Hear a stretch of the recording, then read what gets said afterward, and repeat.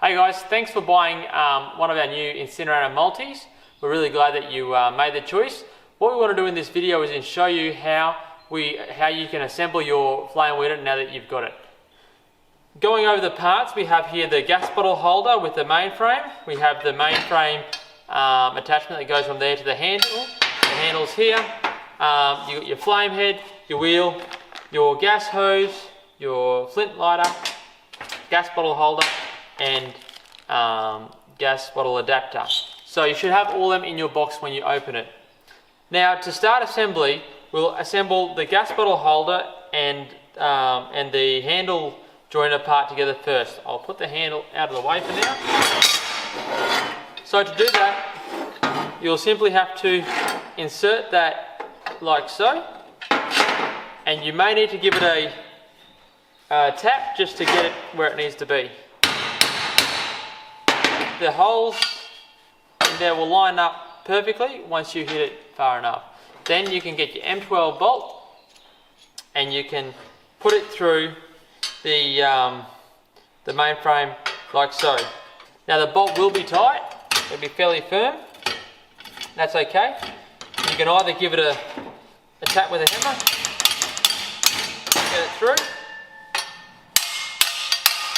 till it's tight into there.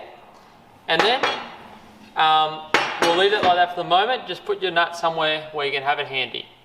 That is where we'll put the wheel. It's very, very important that you ensure that your bolt is pointing in the same direction as this gas bottle holder.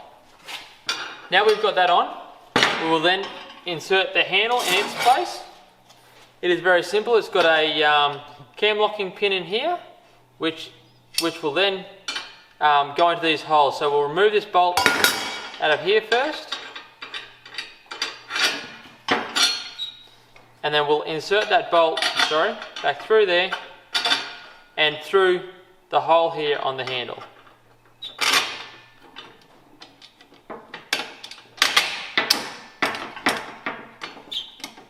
And then we can do up this bolt.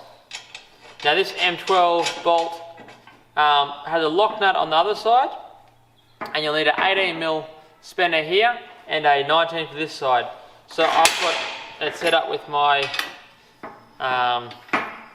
like that, with my 19mm there and the impact driver just to speed it up.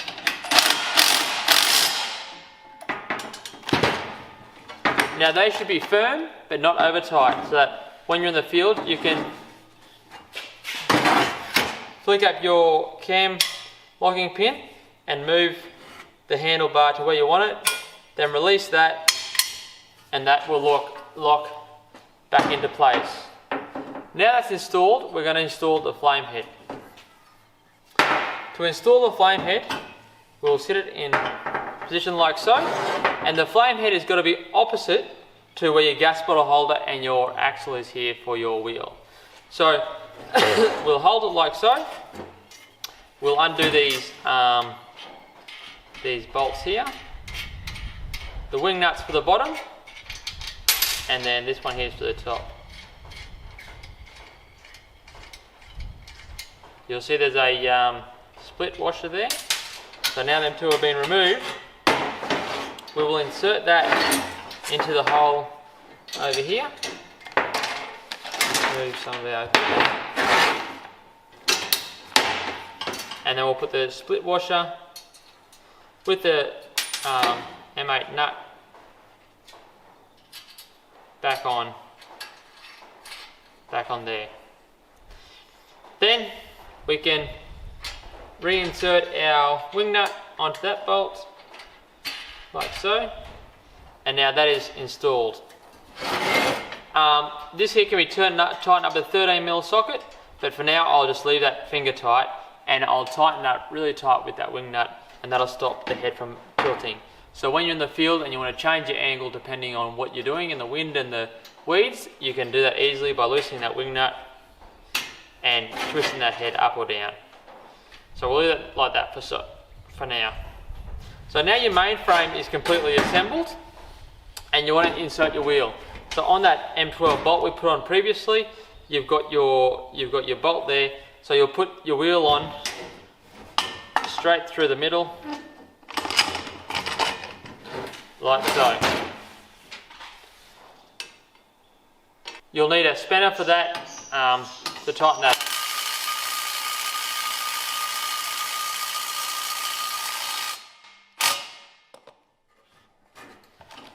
Now it's crucial that you get the tightness right on this.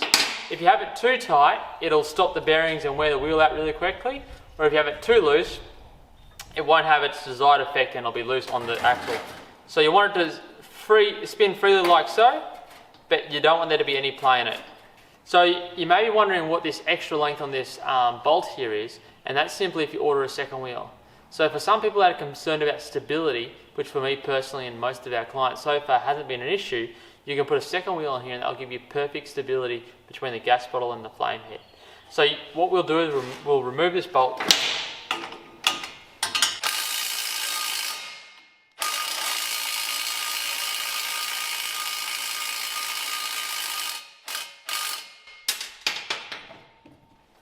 Remove the wheel. Take this bolt back out.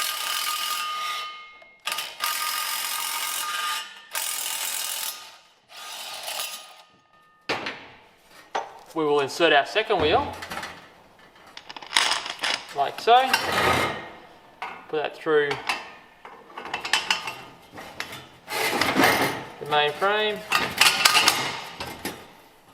and then put our second wheel on, like so.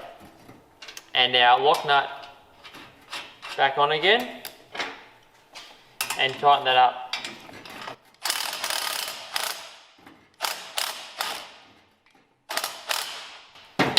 Again, it's important that your wheels spin freely, both of them, that they're not binding up or stopping. Now you'll find,